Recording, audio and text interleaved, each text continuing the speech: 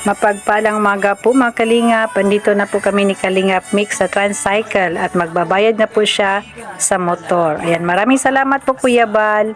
Laking tulong po yan sa amin na may magamit na po kami sa paglingap, sa scouting po. Ayan, antay pa po si Kalingap Mix sa cashier. Mabuti naman po at medyo walang tao po dito ngayon. Ayan, at daming display po dito na motor.